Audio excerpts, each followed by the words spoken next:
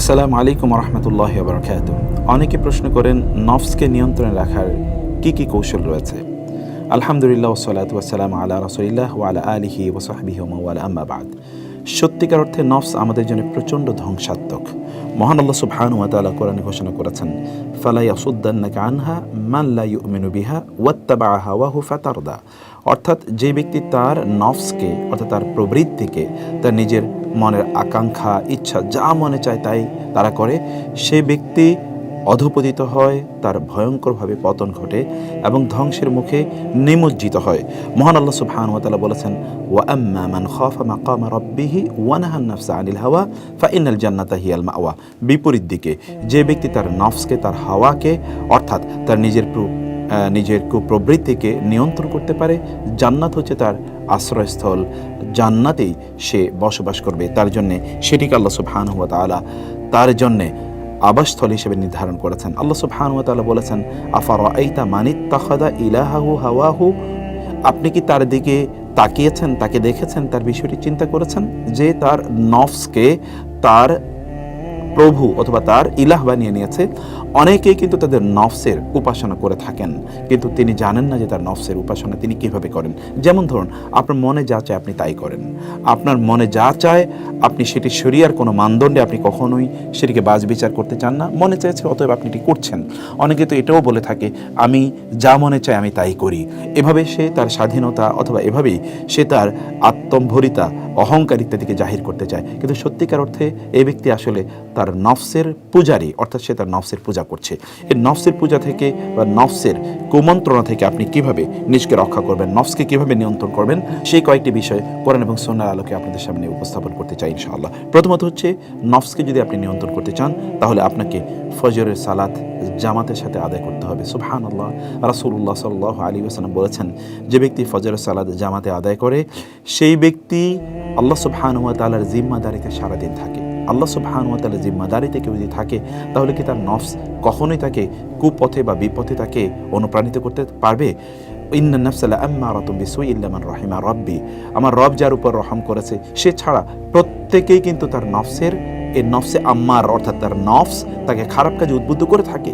অতএব নফসকে যদি আপনি নিয়ন্ত্রণ করতে চান তাহলে আপনি ফজরে আপনি সালাতটিকে জামাতের সাথে আদায় করুন, ফজর পরে ঘুমাবেন না, এবং সম্ভব হলে আপনি প্রয়োজনে দুপুরে একটু কায়লুলা করে নেবেন। রাসূলুল্লাহ সাল্লাল্লাহু আলাইহি ওয়াসাল্লাম বললেন, কিলু, তোমরা দুপুরে কায়লুলা করো, ফাইন্না শায়তানা লা ইয়াকিল, কারণ শয়তান তো আসলে দুপুরে কায়লুলা করে না। শয়তান দুপুরে বিশ্রাম নেয় না। অর্থাৎ দুপুরে সামান্যতম এতটুকু কিছুক্ষণ 2, 4, 5 মিনিট, 10 মিনিট, আধা ঘন্টা কিছুক্ষণ চোখ বন্ধ করে রাখুন। কায়লুলা একদিকে সুন্নাহ পালন হবে, অন্যদিকে আপনার নিজকে নফসকে আপনি নিয়ন্ত্রণ করতে পারবেন ইনশাআল্লাহ। 2 নম্বর বিষয় হচ্ছে যে আপনি খাবারের পরিমাণ কমিয়ে দিন।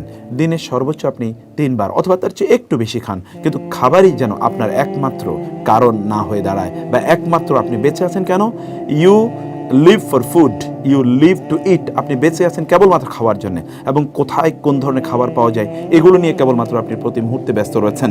এটি যদি হয় তাইলে আপনি আপনার নফসকে বরং আপনি উস্কে দিচ্ছেন। এই জন্যে আরবরা বলে থাকে যে সাম্মিন কালবাকা ইয়াকুলুক, অর্থাৎ তোমার নফসকে তুমি খাবার দাও প্রচুর, তাহলে এই নফসই তোমাকে কোনো এক সময় খেয়ে ফেলবে। এবং সত্যিকার অর্থে আমরা আমাদের নফসগুলোকে খাবার দিতে দিতে এমন একটি জায়গায় নিয়ে গিয়েছি যে এগুলো মোটা তাজা হয়ে গেছে, এখন এগুলোই আমাদেরকে নিয়ন্ত্রণ করে।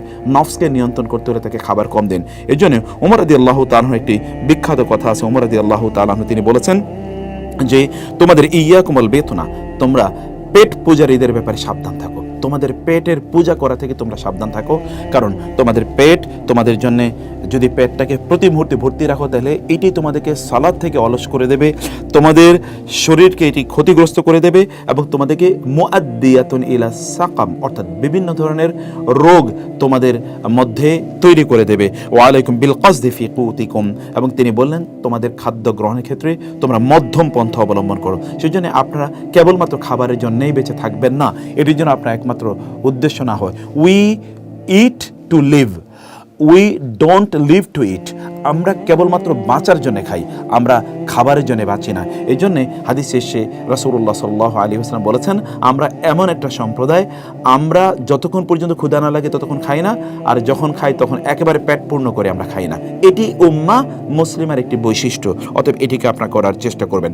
তৃতীয় যে বিষয়টি হচ্ছে ততটুকু হচ্ছে যে প্রতিবেলা যখন যতটুকু খাবার আপনি গ্রহণ করবেন ততটুকুকে আপনি আপনার জন্য যথেষ্ট মনে করবেন এবং সম্ভব হলে একটুকু কম খাবেন। অর্থাৎ আপনি কেবলমাত্র পেট ভর্তি করে যখনই খাচ্ছেন তখনই একেবারে পেট ভর্তি করে খাচ্ছেন। আপনি হয়তো বা 2বার 3বার বা 4বার এরকমই খাচ্ছেন আপনি, কিন্তু যখনই খাচ্ছেন তখন একেবারে পেট ভর্তি করে নাকের ডগা পূর্ণ করা পর্যন্ত আপনি খাবেন, এটি কখনো করবেন না। রাসূলুল্লাহ সাল্লাল্লাহু আলাইহি ওয়াসাল্লাম তিনি কি বলেছেন? তিনি বলেছেন যে সবচেয়ে নিকৃষ্ট মা মালাআ ইবনু আদামা ওয়াআন শাররা মিন বাতনি, একজন বনি আদম সবচেয়ে নিকৃষ্ট যে পাত্রটি পূর্ণ করে সেটি হচ্ছে তার পেট। অতএব পেটটাকে 3 ভাগ করার জন্য তিনি বলেছেন, 1 ভাগ আপনি খাদ্য দিয়ে পূর্ণ করা, অন্য ভাগ পানি দিয়ে পূর্ণ করা, এবং তৃতীয় ভাগটি আপনি যেন অক্সিজেনের জন্য, নিঃশ্বাস প্রশ্বাস এবং ডাইজেশনের জন্য সেটিকে যেন আপনি আলাদা করে রাখেন বলে রাসূলুল্লাহ সাল্লাল্লাহু আলাইহি ওয়াসাল্লাম বলেছেন। অতএব খাবারের সময় একটু কম খাওয়া, এবং বিশ্বাস করুন সালফে সালেহিন তারা বলতেন যাদের উপরের অংশ অর্থাৎ পেট যাদের পূর্ণ তাদের মাথা কিন্তু খালি থাকে, এবং যাদের পেট অপূর্ণ থাকে তাদের মাথা অর্থাৎ তাদের উপরের অংশ এটি জ্ঞান দ্বারা পূর্ণ থাকে। অতএব জ্ঞান দ্বারা পূর্ণ করতে হলে আপনাকে নিশ্চয়ই পেটটাকে কিছুটা হলেও খালি রাখতে হবে, অন্যথায় আপনি সেই পরিমাণ জ্ঞান অর্জন করতে পারবেন না। পঞ্চম যে বিষয়টি আপনাকে করতে হবে তাহলে যে সকাল সন্ধ্যা যিকির আজকার করুন, প্রোডাক্টিভিটি। সুবহানাল্লাহ, আপনি যদি প্রচণ্ড প্রোডাক্টিভ হতে চান তাহলে মহান রব যিনি আপনার মধ্যে প্রোডাক্টিভিটি তৈরি করে দেবেন তাকে স্মরণ করুন, যিকির আজকার করুন। সকালে যিকির কি, সন্ধ্যার যিকির কি? আপনি যদি বলেন আসবাহানা ওয়া আসবাহাল মুলকু লিল্লাহ, আমসাইনা ওয়া আমসাল মুলকু লিল্লাহ, আপনি যদি আল্লাহ সুবহানাহু ওয়া তাআলার কাছে আপনি সুপর্দ করেন আপনার নিজকে, তাইলে আপনি দেখবেন যে ইনশাআল্লাহ আপনার গোটা দিন এবং গোটা রাত ইনশাআল্লাহ আপনার জন্য প্রোডাক্টিভ হবে। অতএব সকাল এবং সন্ধ্যার যে জিকিরগুলো আছে সেই জিকিরগুলো মনোযোগ দিয়ে সেই জিকিরগুলো পড়তে থাকুন। আসবাহানা ওয়া আসবাহাল মুলকু লিল্লাহ, এরকম আরও অনেক জিকির আছে যেগুলো আপনি দেখতে পাবেন যে কোরআন এবং সুন্নাহ এই জিকিরগুলো আছে, সেগুলো আপনারা পড়বেন ইনশাআল্লাহ। ইশরাকের সালাত আদায়ের অভ্যাস করার জন্য আপনাদেরকে বলবো ইশরাকের সালাত অথবা সালাতুদ দুহা, রাসূলুল্লাহ সাল্লাল্লাহু আলাইহি ওয়াসাল্লাম তিনি বলেছেন কেউ যদি ইশরাকের সালাত আদায় করে তাইলে অর্থাৎ যেটি ফজরের পর সূর্য ওঠার প্রায় 13-15 বা 18-20 মিনিট 25 মিনিট পর আপনি পড়েন, তাইলে আপনার অতীতের সকল গুনাহ মাফ হয়ে যাবে। এবং আরেকটি হাদিস আছে যে হাদিসে কেউ কিছু দুর্বলতার কথা বললেও বিভিন্ন আপনার পদ্ধতির কারণে সেই হাদিসটি সহিহ মানদণ্ডে উত্তীর্ণ হয়, তা হচ্ছে যে রাসূলুল্লাহ সাল্লাল্লাহু আলাইহি ওয়াসাল্লাম কেউ বলেছেন কেউ যদি সালাতুল ইশরাক আদায় করে তাহলে সে একটা পরিপূর্ণ হজ এবং পরিপূর্ণ উমরা সওয়াব পাবে। সুবহানাল্লাহ, এর কি প্রোডাক্টিভিটি আপনি চিন্তা করে দেখুন তো। এবং আপনি সকালে ফজর নামাজ আদায় করার পর আপনার স্থানে আপনি বসে থাকলেন, যিকির আজকার করলেন, তারপর আপনি ইশরাকের সালাত আদায় করে উঠলেন, আল্লাহ সুবহানাহু ওয়া তাআলা আপনার প্রোডাক্টিভিটি এই লেভেলের বাড়িয়ে দেবে যে আপনার নফস কোনো অবস্থায় আপনাকে আল্লাহ থেকে বিরত রাখতে পারবে না, আল্লাহ থেকে দূরে সরিয়ে নিয়ে যেতে পারবে না। আপনি প্রতিদিন কোরআন তেলাওয়াতের অভ্যাস করুন। সুবহানাল্লাহ, কোরআন তো এসেছেই মহান আল্লাহ সুবহানাহু ওয়া তাআলার পক্ষ থেকে মানুষকে জীবন প্রদান করার জন্য। আল্লাহ সুবহানাহু ওয়া তাআলা কোরআনের ব্যাপারে বলেছেন যে এটি তোমাদেরকে আসলে হায়াত প্রদান করে, মানে প্রকৃত জীবন এটি তোমাদেরকে প্রদান করে।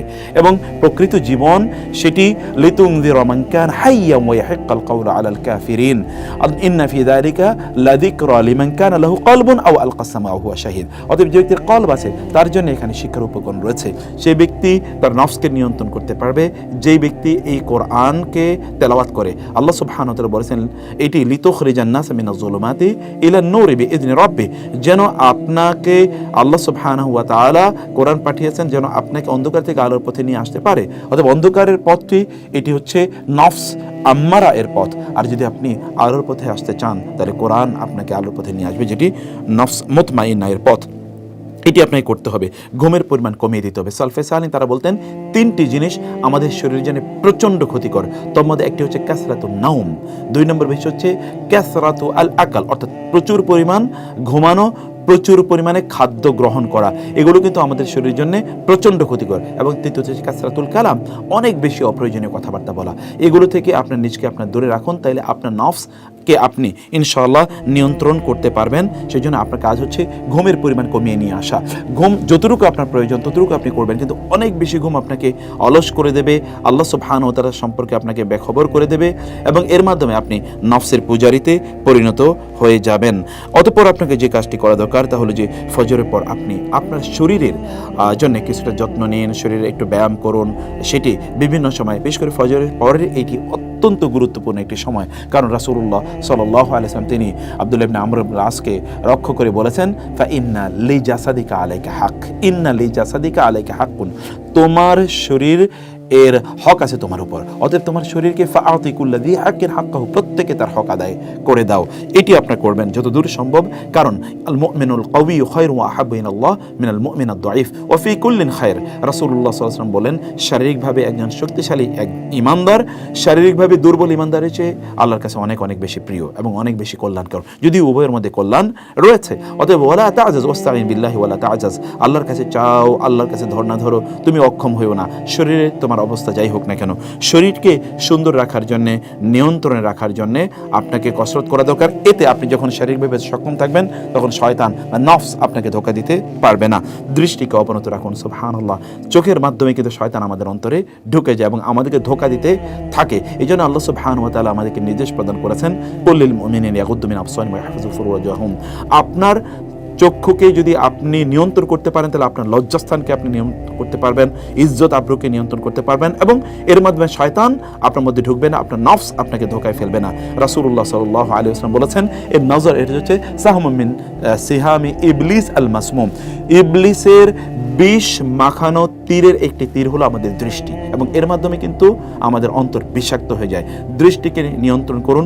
সোশ্যাল মিডিয়াতে খারাপ জিনিস দেখা, ইউটিউবে খারাপ জিনিস দেখা, টেলিভিশনে খারাপ জিনিস দেখা, অথবা পত্রপত্রিকায় দেখা, বিভিন্ন ধরনের ম্যাগাজিন ইত্যাদির মধ্যে দেখা, অথবা ধরুন বইপত্রের মধ্যে দেখা। আর এছাড়াও তো রাস্তায় নামলে তা তো দেখা যায়, আপনার কলিগ আছে চারিদিকে, আপনি তার সাথে চুটিয়ে আড্ডা দিয়ে বেড়ালেন, এর মধ্যে কিন্তু আপনি নফসের গোলামে বা কৃতদাসে নিজকে পরিণত করলেন। নফসকে নিয়ন্ত্রণ করতে হলে আল্লাহ সুবহানাহু ওয়া তাআলা বলেছেন, যালিকা আসকালাহুম, আসকালাহুম, এটি তোমাদের জন্য অতি অধিকতর পবিত্রতর, তোমাদের তাকে পবিত্র করবে।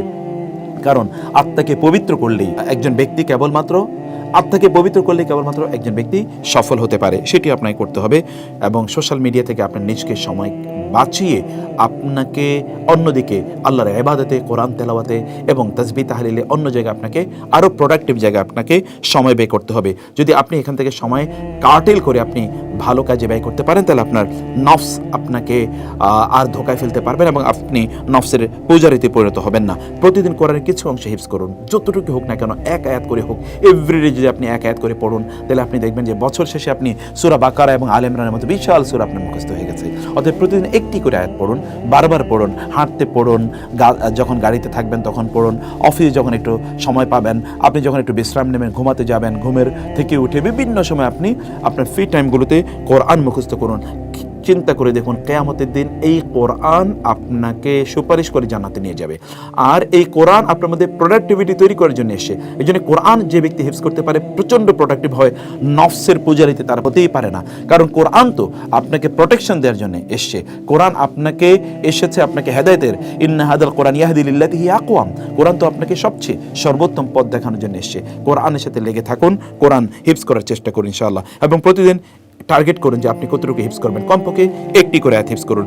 বিশেষ করে আপনি রাতের বেলা যখন ঘুমাতে যাবেন তখন আপনি পবিত্র হয়ে পবিত্র অবস্থায় ঘুমাতে যাবেন। রাতের বেলা ঘুমাতে যাওয়ার আগে আপনার যে সুন্নাহ কাজগুলো আছে সেগুলো আপনি বেশি বেশি করুন। সেটি কি তা করবেন আপনি রাসূলুল্লাহ সাল্লাল্লাহু আলাইহি ওয়াসাল্লাম যেমনটি বলেছেন, কেউ যদি রাতে ঘুমাতে যাওয়ার আগে তিনি যে কোরআন তেলাওয়াত করেন তাইলে তিনি লাম ইউকতাব মিনাল গাফিলিন, তাহলে সে গাফেলদের অন্তর্ভুক্ত হবে না। অতএব রাতে ঘুমানোর আগে পবিত্র হন, পবিত্র বিছানায় ঘুমাতে যান। তার আগে সম্ভব হলে 100 আয়াত অথবা কমপক্ষে 10টি আয়াত কোরআনের আয়াত মুখস্থ তেলাওয়াত করুন অথবা দেখে দেখে তেলাওয়াত করুন। অতঃপর আপনি শুয়ে সেখানে যে তাসবিহ তাহলিলগুলো আছে, যেমন ধরুন কুল হুয়াল্লাহু আহাদ, কুল আউযু বিল ফালাক, কুল আউযু বিন নাস এবং আয়াতুল কুরসি, এবং সেখানে আপনি সুবহানাল্লাহ, আলহামদুলিল্লাহ, আল্লাহু আকবার, এই যে তাসবিহগুলো আছে, যে তাসবিহ পড়ে আমাদেরকে ঘুমাতে হয়, এবং আপনি ঘুমাতে বিছানায় যাওয়ার যে দোয়াগুলো আছে সেই দোয়াগুলো আপনি পড়ে তারপরে ঘুমাতে যাবেন। তাইলে ইনশাআল্লাহ সূরাতুল বাকারার শেষের দুটো আয়াত আছে, সেই দুটো আয়াত পড়বেন। তাইলে ইনশাআল্লাহ আপনাকে নফসের যে কুমন্ত্রণা আছে এগুলো থেকে ইনশাআল্লাহ এই কোরআনে আপনাকে প্রোটেকশন প্রদান করবে। আল্লাহ সুবহানাহু ওয়া তাআলা আপনাকে প্রোটেকশন প্রদান করবেন ইনশাআল্লাহ। সম্ভব হলে প্রতিদিন তাহাজ্জুদে সালাত আদায় করুন। রাসূলুল্লাহ সাল্লাল্লাহু আলাইহি ওয়াসাল্লাম বলেন, জিবরিল আমার কাছে এসেছে এবং বলেছে যে এই তাহাজ্জুদ হচ্ছে শারাফুল লিল মুমিন, মুমিনের জন্য এটি একটি মর্যাদা। এবং রাসূলুল্লাহ সাল্লাল্লাহু আলাইহি ওয়াসাল্লাম তিনি বলেছেন, তাহাজ্জুদের সালাত কোন একজন ব্যক্তি যদি আদায় করে তাহলে পরবর্তী দিনগুলোতে তার কতটা কল্যাণ হবে আপনি কোরআনের দিকে তাকালে সেটি দেখতে পাবেন। আল্লাহ সুবহানাহু ওয়া তাআলা তার রাসূলের ব্যাপারে বলেছেন, ইন্না লাকা ফিন নাহারি সাবহান তাওয়িলা, দিনের বেলা আপনার অনেক কাজ আছে, সেই জন্য রাতের বেলা কিছু সময় আপনি আল্লাহ সুবহানাহু ওয়া তাআলার সামনে দাঁড়িয়ে সালাত আদায় করুন। দিনের কাজগুলোকে আল্লাহ সুবহানাহু ওয়া তাআলা আপনার জন্য সহজ করে দেবেন এবং নফসকে নিয়ন্ত্রণ করার জন্য এটি প্রচণ্ড গুরুত্বপূর্ণ। কারণ আপনি রাতের বেলা কেউ যখন দেখছেন না, তখন আপনি আল্লাহর সামনে দাঁড়িয়ে আছেন, আপনার নফসের নিয়ন্ত্রণে থাকবে ইনশাআল্লাহ। এই জন্য তাহাজ্জুদ গুজাররা কখনোই নফসের কৃতদাসে অথবা নফসের পূজারিতে তারা কখনোই পরিণত হয়নি। এই যে 15টি টিপসের কথা আমরা বললাম, এগুলোকে আপনার প্রতি পালন করুন, লালন করুন, এগুলোকে প্র্যাকটিস করুন, ইনশাআল্লাহ নফসকে আপনি আপনার নিয়ন্ত্রণে রাখতে পারবেন। আর যে ব্যক্তি তার নফসকে নিয়ন্ত্রণে রাখতে পেরেছে তিনিই সফল কাম। মহান আল্লাহ সুবহানাহু ওয়া তাআলা আমাদের সকলকে নফসকে নিয়ন্ত্রণে রাখার তৌফিক দান করুন। হাযা ওয়া সাল্লাল্লাহু সুবহানাহু ওয়া তাআলা নবিয়ানা মুহাম্মদ ওয়া আলিহি ওয়া সাহবিহি আজমাইন। ওয়া আসসালামু আলাইকুম ওয়া রাহমাতুল্লাহ।